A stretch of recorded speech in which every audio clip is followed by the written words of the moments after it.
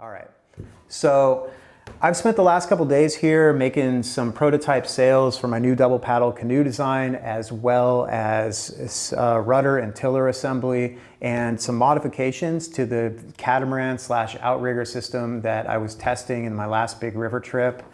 And the whole idea behind this particular sail rig is that I wanted to have something that would just have really good downwind or crosswind performance, be really simple, be really fast and easy to build, and just be a really basic functional sail. And I feel like that's really important because I've said this before and I'm going to say it throughout all these videos.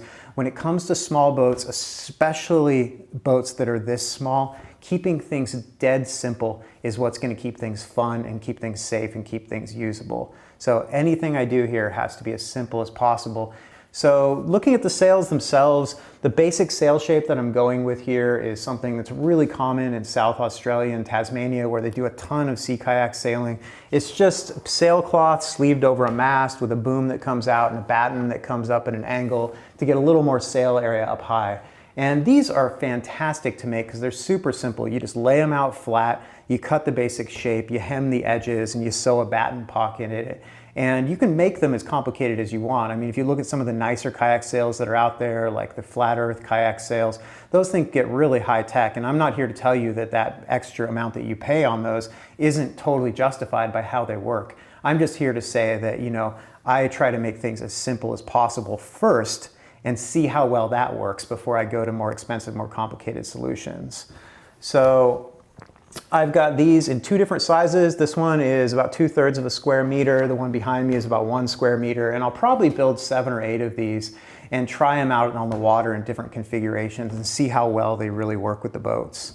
Something else I want to mention is that I actually used a flat earth kayak sail type attachment point, which is, you know, just a dinghy tiller extension with some 6061 aluminum 5/8 inch 058 wall, I think it is, and it sleeves into a 3/4 inch mast. And the reason I did that is not because I'm trying to rip off anybody's design, it's because I know a lot of people out there prefer flat earth kayak sails and already have flat earth kayak sails. And my opinion is, if you already have a flat earth kayak sail, wouldn't it be great if you just built one of these canoes and then you could put the sail on it and you wouldn't have to make your own separate sail? So that's why I went with that particular attachment point. So the other thing I've been working on is a rudder and tiller assembly for this. And I think the normal thing that people do with canoes is they actually put a stern mounted rudder that sits on a gudgeon right at the back of the canoe. And that's a really good idea because it actually puts the steering point where it's going to do the most good on a canoe. But I'm going out on a limb and I'm going to try something completely different here.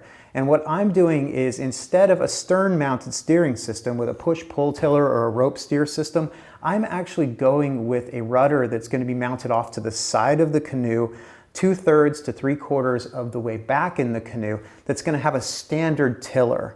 And the reason that I'm going with that particular setup is because in a canoe this size, you really don't need a rudder. So in normal wind conditions, you can always move your body back and forth, or you can just kind of, you know, change your paddling to keep it on course. And I don't think there's really any situation that justifies the complexity of having a rudder that you would steer while you're paddling, or the drag of that rudder being in the water. And so the only time I would actually be using a rudder with this type of canoe is if I was sailing. And I can tell you from years of small boat sailing and building different small boats that I despise rope controlled tiller systems or push-pull tiller systems. And the reason for that is because if you're sailing any boat, really, you know, there's a feeling of control that you get from the tension of the sheet, the position of your body, and also the feel of the tiller that you can't get in a push-pull tiller or a rope tiller situation. But there are some compromises that come with a long tiller, and one is, where are you going to put that tiller and what's it going to be in the way of? And in this case, I feel like whether the tiller is mounted right in the center like it will be in catamaran mode, or whether it's mounted on a little bit of a stub outrigger using this same bungee attachment system, I can change these positions to experiment with a wide variety of different rudder positions. And I like this idea particularly for the rudder system because it will allow me to move the rudder forward and back to possibly change the center of lateral resistance of the canoe. And that might help a little bit to deal with some of the leeway issues while I'm running crosswind. This is totally an experimental idea. I don't know if it's going to work, but having this type of a mounting system means that I can go out on the water for an afternoon and I can try this thing in 10 or 15 different positions and setup and find the one that works really, well for the balance of the boat that I'm looking for in that situation. So let me show you the actual rudder tiller assembly that I came up with here. This is kind of long. It's not going to be this long. This is also a little bit heavier than it needs to be, but it's kind of in the ballpark. And so what I've got here is it's just a piece of ash and then also a piece of oak mounted onto the bottom of that. It's held in with 3 well-piloted 3 1/8 inch screws. So it's got a T-nut that's mounted right here and then also a little stainless steel rod sitting right here. And how this works here is right here I've got an aluminum rudder. This is totally selected at random. I literally just cut this thing by eye. I have no idea if it's the right shape or even the right size. And I'm probably going to build literally probably 10 or 15 more of these and take them out while I'm sailing. And not only am I going to be experimenting with different rudder positions, but also different shapes, different depths, different sizes, different sails, lots of variables to experiment with. But luckily it's easy enough to switch out all these variables on the fly that I can do a lot of testing really rapidly. So who knows if this is actually the right rudder shape for this. It's not a fancy rudder, it's just a really simple plate rudder. It would be very easy though with a straight rudder like this to actually make your own foil section rudders.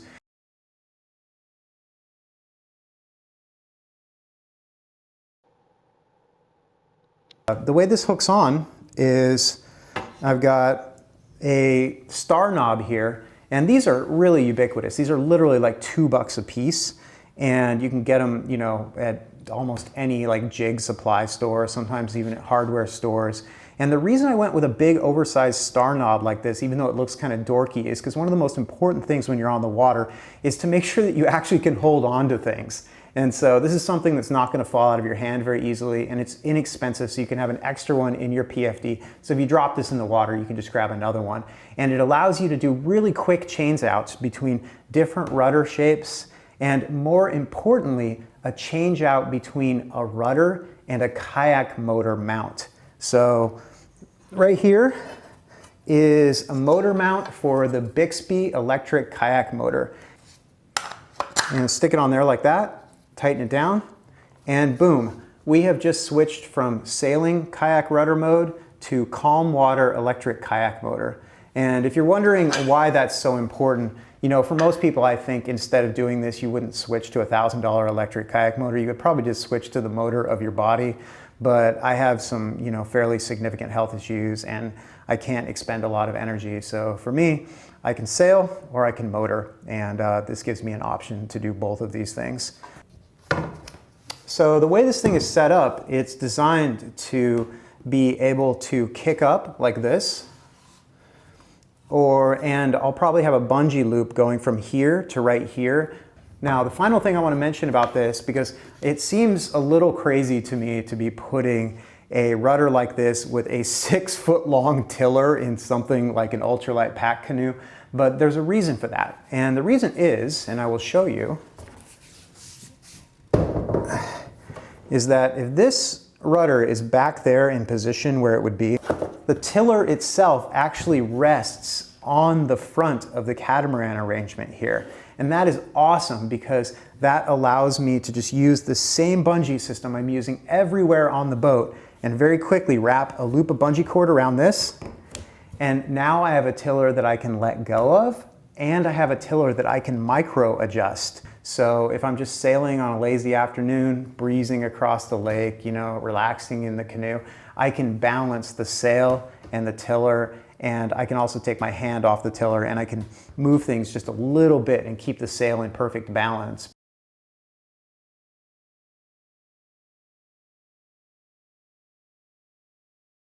So I don't know how any of this is going to work. It might work amazing. It might work completely terrible. I actually just have to get it out on the water and test it. And you know, tomorrow I think my electric kayak motor is going to be coming in the mail, so I'm super excited about that. And I should have all of this ready to go, so I'll take this down to the water. There's usually a good afternoon breeze blowing through the city in the middle of the night, so my dream is that me and my girlfriend are going to get in these things, catamaran together, and we are going to blow upstream through the city, and then when the wind dies around 9 or 10 p.m. like it does every night, we can fire up the electric kayak motor and then, you know, motor back in silence through the beautiful downtown lights and everything. So that's the dream. It's a dream I've been chasing for many years. It's a dream that I've tried to accomplish in other small boats, and I just never could get everything to come together. Oftentimes we would actually make the dream happen, but the amount of work and transportation time it took on both ends just made it not very fun by the time we were actually done. So maybe these canoes are going to be a game changer, and I will let you guys know how it goes. These canoes I think I'm almost done with. I'm pretty bored with the design of them. I've learned just about everything that I need to learn as far as the actual shape of the canoes. So I'm just trying to get some really quick prototyping done with all these various, you know, basic assembly parts for the sail, the rudder, the motor, and everything else, and using these canoes to try to learn what I need to learn. So in a few days, I can throw all this stuff out. I can start over brand new. I can build a couple more canoes, and we're just going to keep doing that all summer long until hopefully we come up with something that's a good design. It's definitely an adventure. Thanks for watching. I will see you next time.